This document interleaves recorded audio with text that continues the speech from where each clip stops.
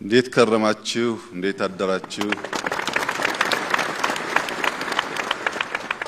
ከሁሉ አስቀድሜ ለዚህ ታሪካዊ ቀን በዚህ መልክ ለማሰባሰብ ያበቃንን ፈጣሪያችንን ለማመስገን እወዳለሁ። ክቡር ቺፍ ኦሉሴጉን ኦባሳንጆ የቀድሞ የናይጄሪያ ፕሬዝዳንት የአፍሪካ የሰላም አባት በመካከላችን ስለሚገኙ ጥሪያችንና አክብሮት ስለተገኙልን ከፍ ያለ ምስጋና እንዳቀርብ ይፈቀድልኝ።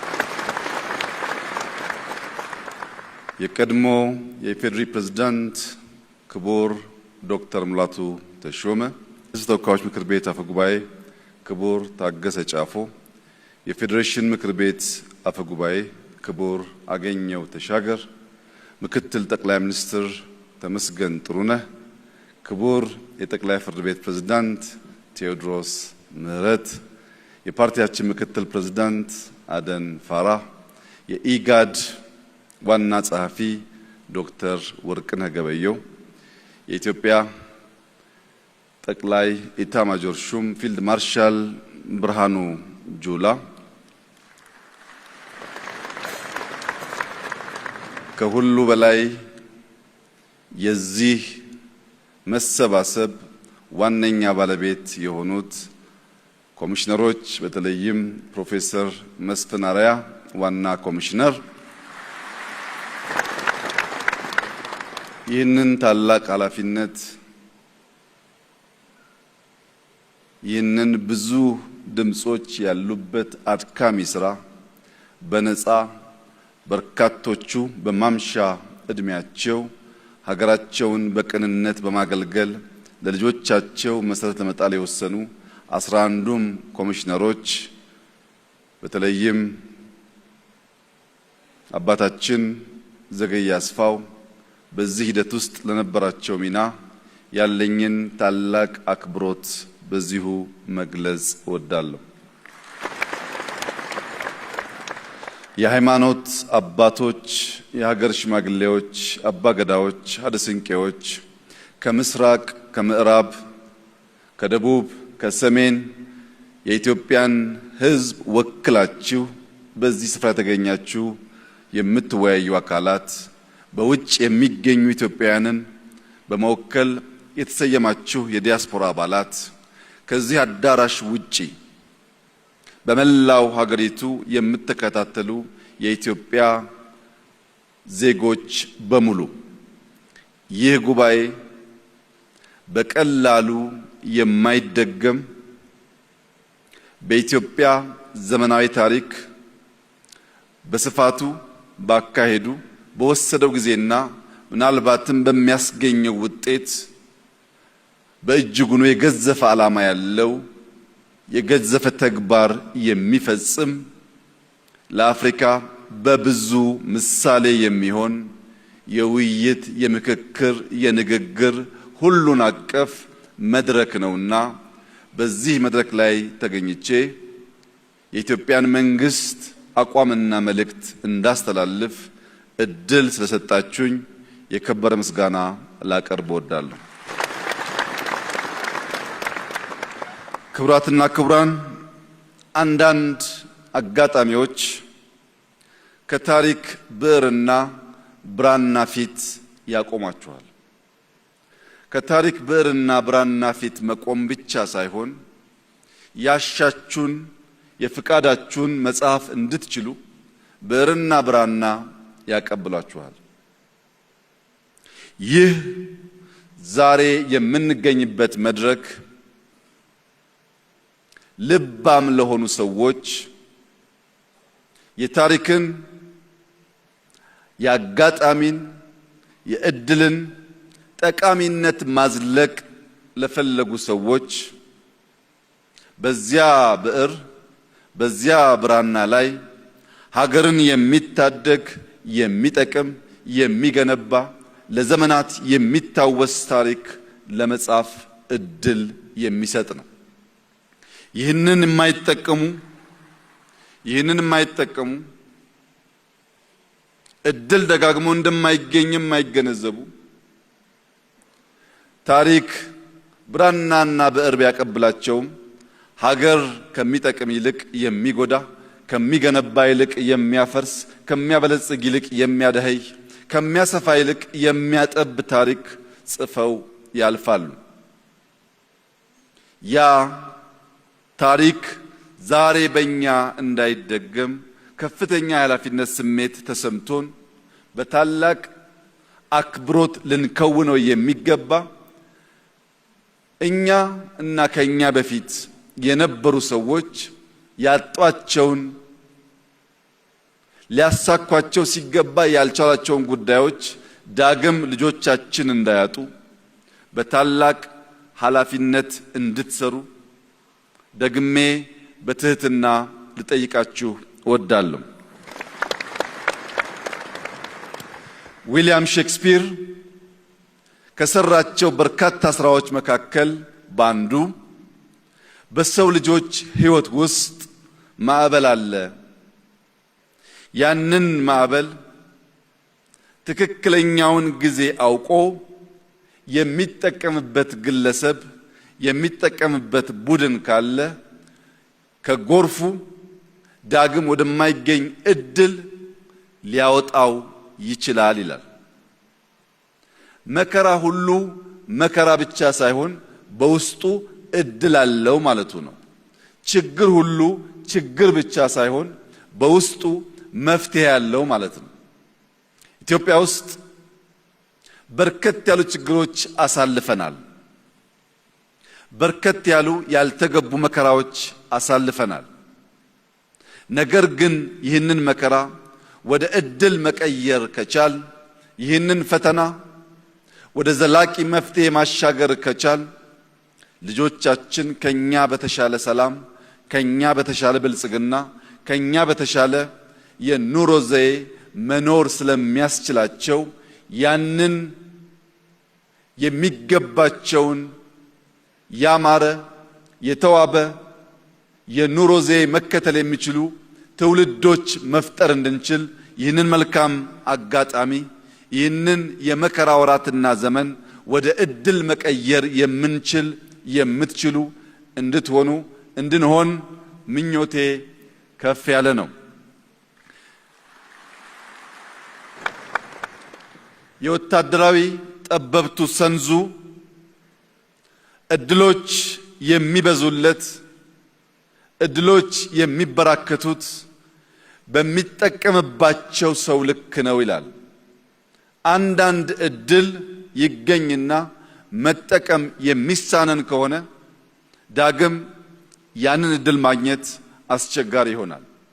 እድል ሲገኝ በቅጡ እድል ሲገኝ በኃላፊነት ስሜት እድል ሲገኝ በመሰጠት የምንጠቀምበት ከሆነ እድል ደጋግሞ ወደኛ ይመጣል። ለምሳሌ ባለፉት ጥቂት ዓመታት የተገኘውን እድል የተገኘችውን አጋጣሚ ሁሉ በመጠቀም የኢትዮጵያን የፖለቲካ፣ የኢኮኖሚ፣ ወታደራዊ ሪፎርም ለማካሄድ ኢትዮጵያን ለማበልጸግ ኢትዮጵያን በታሪኳ ልክ ለማቆም ባደረግነው ጥረት ውስጥ እድለኞች ነበርንና እድል መጠቀም እንችላለንና ቢያንስ በቅርቡ በአዲስ አበባ ከተማ በነበራችሁ ቆይታ እንዳያችሁት ያን የቆሸሸ ከተማ አዲስ መልክ እንዲይዝ ማድረግ ችለናል።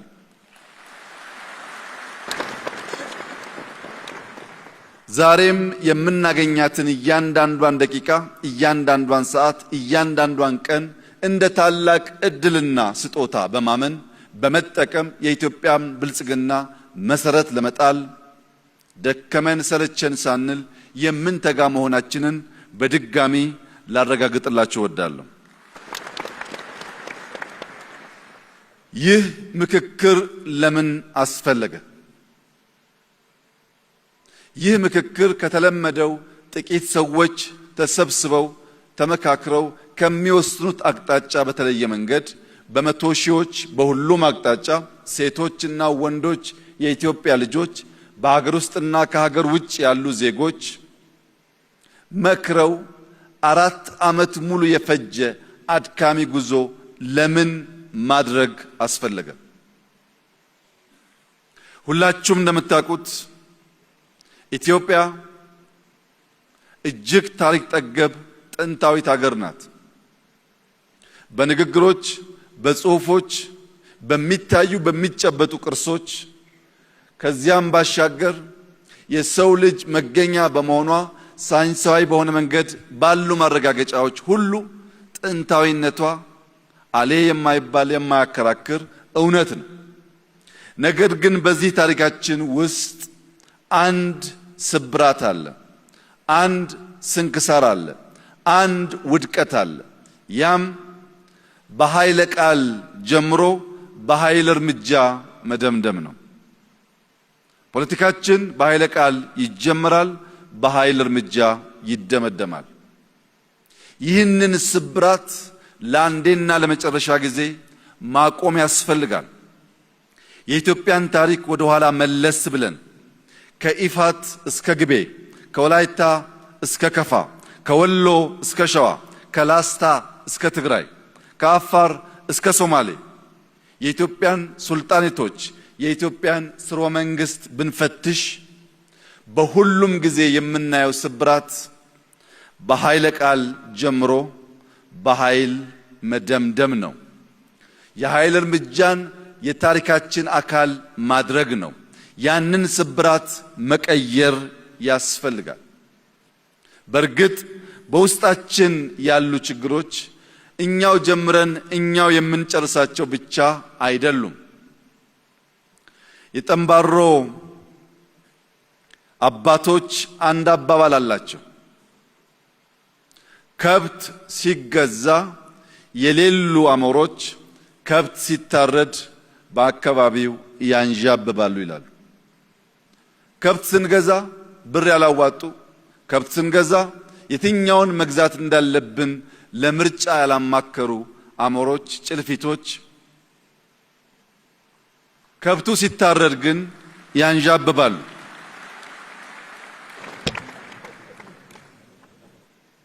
ኢትዮጵያ ውስጥ ኮሽ ሲል ያደፈጡ የሚነቁ የዘመናት ያልተቋረጠ የጠላትነት ስሜት ያላቸው አገራት አሉ።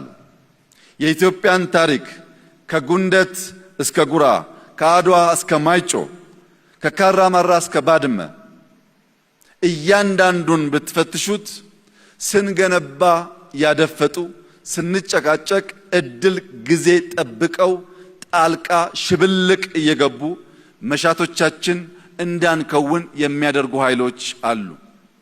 በዚህ የሽብልቅ ጉዞ በእኛ ስንፍና በነሱ ጊዜን በመጠቀም የሽብልቅ ጉዞ የጥንቱን ታሪክ ብንተው በቅርቡ ቀይ ባህርን ያጣንበት አጋጣሚ የዚህ እኩይ ታሪካዊ ክስተት አንዱ መገለጫ ነው።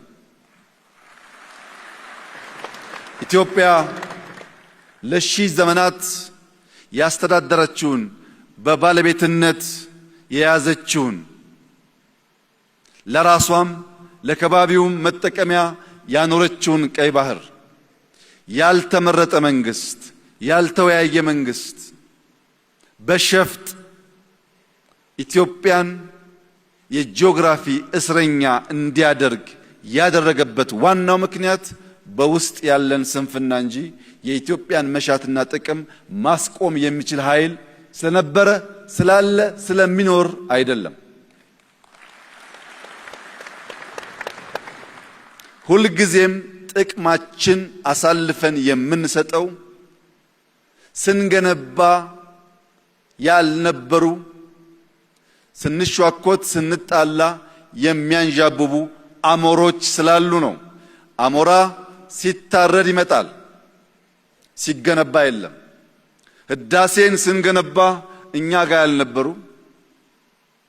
ከተሞቻችን ሲያሸበርቁ እኛ ጋር ያልነበሩ፣ ልማት ስንጀምር እኛ ጋር ያልነበሩ፣ እርስ በርስ ስንጨቃጨቅ ግን ከየት መጡ ሳይባሉ ጥይት ሲያቀብሉ፣ ብር ሲያቀብሉ፣ በሚዲያ ፕሮፓጋንዳ ሲያደርጉ ይታያል። እጅግ የተከበረው የኢትዮጵያ ሕዝብ አንድ ነገር ልብ እንዲል እፈልጋለሁ። ምንም ጉዳይ በውስጥ ቢያከራክረን፣ ምንም ጉዳይ በውስጥ ቢያጨቃጭቀን፣ እንዲህ ባለው መድረክ መነጋገር፣ መወያየት፣ መፍታት ስለምንችል ለሌሎች ኃይሎች ጥቅም የኢትዮጵያን መሻት፣ የኢትዮጵያን ብሔራዊ ፍላጎት አሳልፈን የምንሰጥ፣ በታሪክ ውስጥ እንክርዳድ ሆነን የምንታይ ዜጎች ላለመሆን እያንዳንዳችን ጥረት ማድረግ ይኖርብናል።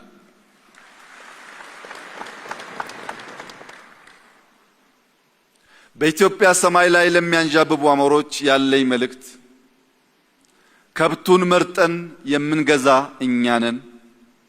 የቅርጫውን ባለቤት የምንወስን እኛ ነን።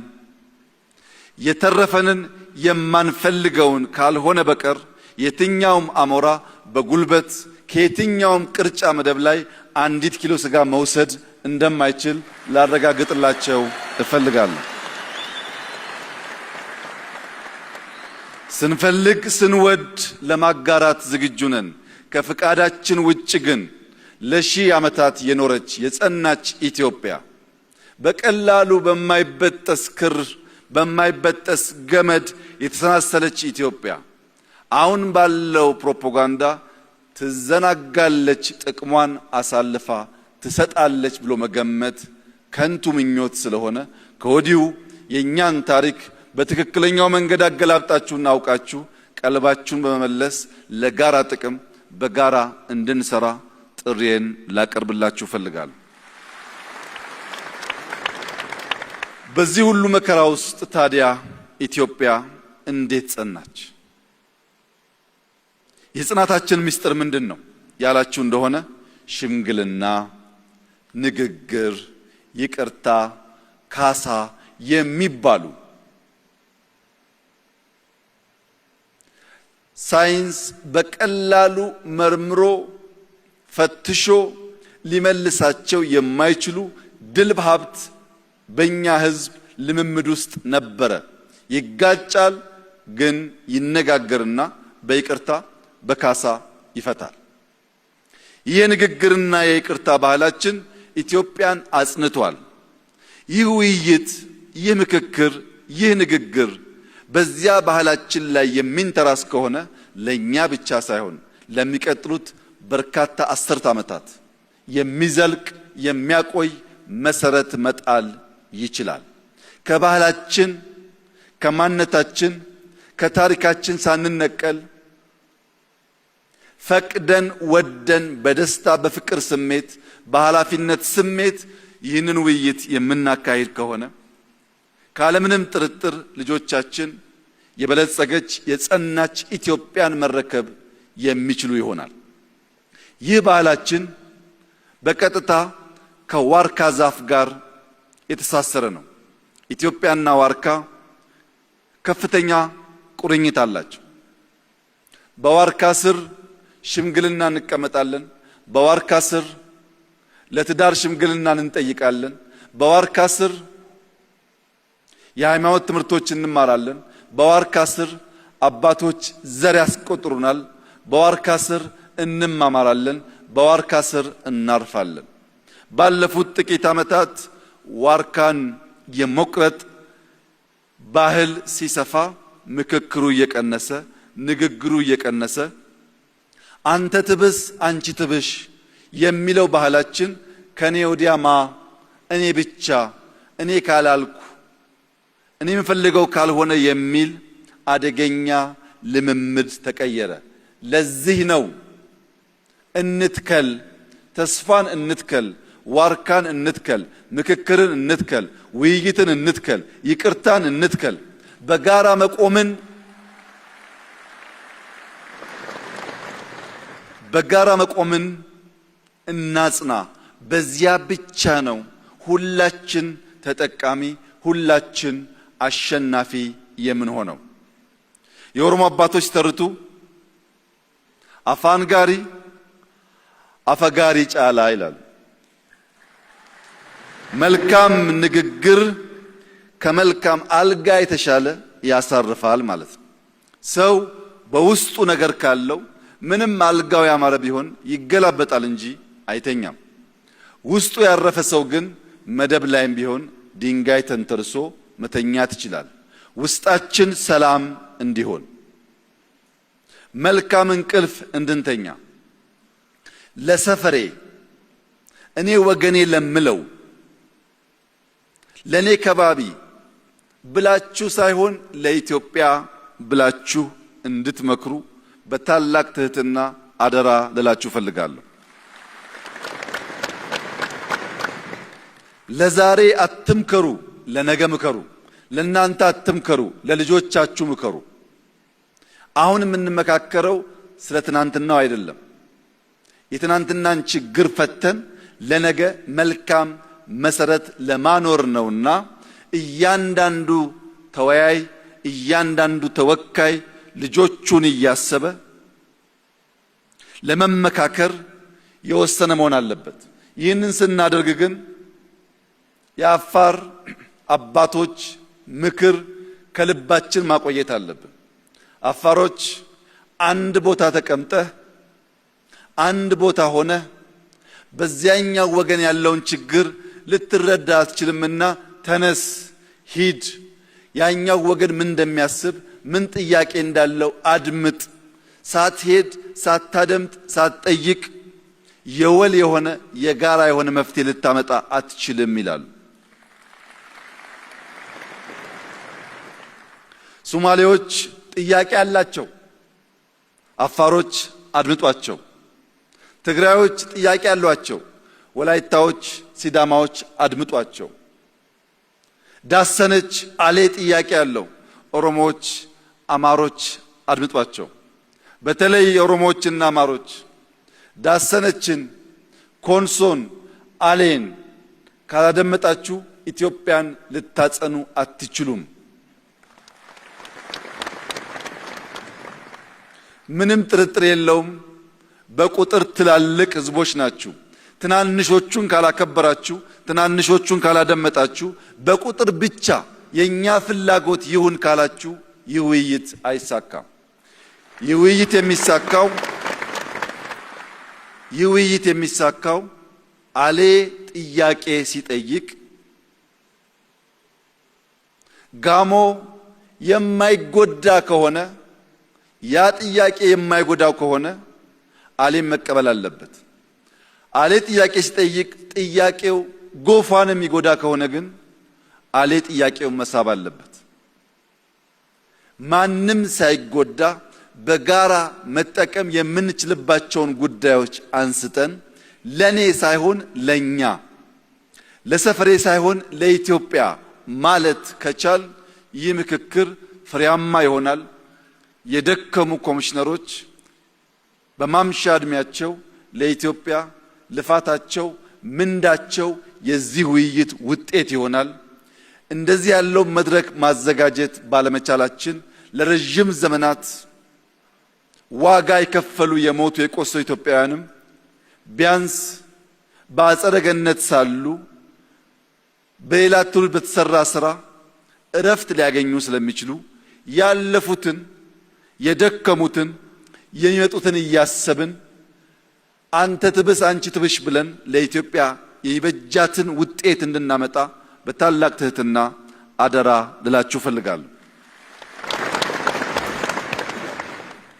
በትግራይ አንድ ትልቅ አባባል አለ።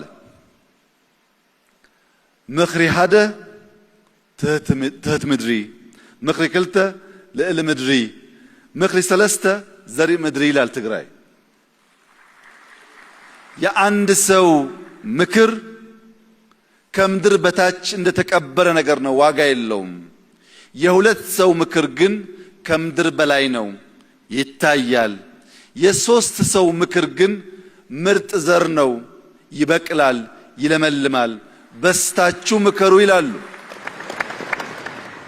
ይህንን የትግራይ አባባልና ምክር ተቀብለን አሜሪካኖች 55 ሰው ጠርተው ለ100 ዓመታት የሚቆይ ኮንስቲቱሽን የገነቡ ቢሆንም ትግራዮች ከአንድ ሰው የሁለት ሰው ከሁለት ሰው የሶስት ሰው ምክር ይሻላል ስለሚሉ 4000 ሰው ሰብስበናል። የአሜሪካ ኮንስቲቱሽን በ55 ሰው ቢሰራም ልባም ነበሩና ለ100 ዓመታት የሚቆይ ስራ ሰርተዋል። የኛ 4000 ሰዎች ከነሱ በላይ ከነሱ በተሻለ ጊዜ ይበልጥ ልባም ሆነው ሁሉን ወገን መላው ኢትዮጵያን የሚሰበስብ ምክክር ቢያደርጉ በቀጣይ የሚኖረን ህገ መንግስት ከዚህ ቀደም እንደለመድነው የመጣ ሁሉ የሚቀደው ሳይሆን እኛ በ4000 ጀምረናል። በ10000 ምክክር ሳያደርግ አንድም ሰው መቀየር አይችልም ማለት ነው። እኛ 4 ዓመት ተመካክረናል። 8 ዓመት ሳይመካከር መቀየር አይችልም ማለት ነው።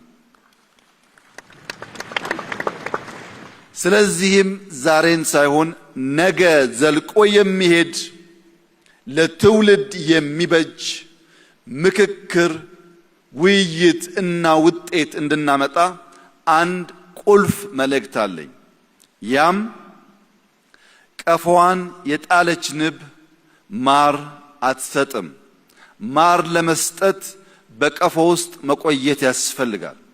ይህ 4000 ስብስብ መልካም ነገር መስጠት የሚቻለው በዚህ ጉባኤ አዳራሽ ውስጥ ሐሳቡን ልቡን ሰብስቦ ሌላኛውን ወገን ማድመጥ ሲችል ነው እንጂ ማታ ማታ እየወጣ ፌስቡክ የሚያይ ከሆነ ማታ ማታ እየወጣ ምክር የሚያደምጥ ከሆነ ማታ ማታ እየወጣ ይህንን አውድ ያልተገነዘቡ ሰዎች መልእክት የሚጭኑበት ከሆነ ያንብ ማር አይሰጥም። ቀፎው እዚህ ነው ያለው። ልባችን እዚህ ይሁን፣ አእምሯችን እዚህ ይሁን። ልባችንና አእምሯችን እዚህ ቢሆንም አሜሪካ ያለውንም ደቡብ ኦሞ ያለውንም ባድመ ያለውንም ጋምቤላ ያለውንም ጎዴ ያለውንም አሳይታ ያለውንም የሚያስብ ግን መሆን አለበት። ውይይታችን ከዚህ አዳራሽ ተነስቶ እንደ ፀሐይ ወደ መላ ኢትዮጵያ የሚያበራ ከሆነ ለሁላችን ይፈይዳል። ሰዎች ብዙ ሐሳብ አላቸው፣ ብዙ መሻት አላቸው። ቅድም እንደተባለው ግን ምክክር፣ ውይይት ማድመጥ አይፈልጉም፣ ማዘዝ ይፈልጋሉ። ያን ላለፉት 100 ዓመታት አየነው። የልጅ ኢያሱን ዘመን ብታዩ፣ የአፄ ኃይለሥላሴን ዘመን ብታዩ፣ የደርግን ዘመን ብታዩ፣ የኢህአዴግን ዘመን ብታዩ በመላ ጊዜ ውስጥ ለመደማመጥ እንዲህ ያለውን መድረክ ለመፍጠር ባለመቻላችን ምክንያት ጥቂቶች እየወሰኑ ለረጅም ዘመን የሚጠቅመን ነገር ማቆየት ስላልቻሉ ይህ ጉባኤ በሰማይም በምድርም ታላቅ ኃላፊነት ያለበት የ130 ሚሊዮን ዜጎች የዛሬ የ200 300 ሚሊዮን ዜጎች የነገ ኃላፊነት ያለበት እድለኛ ስብስብ ነውና ይህንን የታሪክ ብዕርና ብራና ሳታባክኑ ለኢትዮጵያ መልካም ለአፍሪካ አስተማሪ የሆነ እጅግ የማይጠበቅ ሁላችን የሚሰበስብ ሰላም የሚያጸና ልማት የሚያመጣ ለእያንዳንዳችሁ እርካታን የሚያጎናጽፍ ለመላው ኢትዮጵያውያን እረፍት የሚሰጥ ውጤት እንድታመጡ በታላቅ ትህትና አደራ ልላችሁ ፈልጋለሁ። ኢትዮጵያ ትበለጽጋለች። ኢትዮጵያ ዛሬም እንደ ትናንቱ ለአፍሪካ ምሳሌ ትሆናለች። ኢትዮጵያ ማዕበል መከራ አይኑር አትልም። ማዕበል መከራን ወደ ዕድል ትቀይራለች። ኢትዮጵያ በዚህ ጉባኤ መሰረት ሰላማዊ የስልጣን ሽግግር ባህልን ታጸናለች። የጀመርናቸውን መልካም ዘሮች እንዘራለን፣ እንንከባከባለን፣ ዛፍ እናደርጋቸዋለን። ነገር ግን ከሚያፈሩት ፍሬ እኛ ሳንሆን ትውልድ እንዲጠቀም እናደርጋለን። ያሰብነው የጀመርነው እንዲከናወን የልባችንን አይቶ ከሚገባን በላይ የረዳን ፈጣሪያችን የተመሰገነ ይሁን። ኢትዮጵያ በልጆቿ ጥረት ታፍራና ተከብራ ለዘላለም ትኑር። ኢትዮጵያ በታማኝ የምክክር ተወካዮች ለትውልድ የሚበጅ የሚዘልቅ ሐሳብ እንድታመነጭ እያንዳንዱ የበኩሉ እንዲያደርግ ፈጣሪ እንዲያግዛችሁ ጸሎቴ ነው።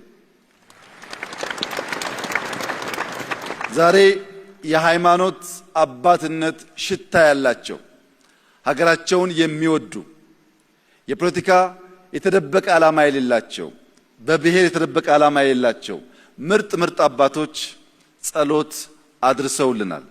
እነዚህ አባቶች ዛሬ እዚህ ብቻ ሳይሆን ሲመለሱ በየአብያተ ክርስቲያኑ፣ በየቸርቹ፣ በየመስጂዱ፣ በተለያየ የእምነት ቦታ ከውጭ ያሉ ሰዎች እዚህ ይላሉ ሰዎች ልቦና፣ ማስተዋል፣ ፍቅር እንዲሰጣቸው በጸሎት በዱዓ እንድታስባቸው አደራላችሁ ፈልጋለሁ።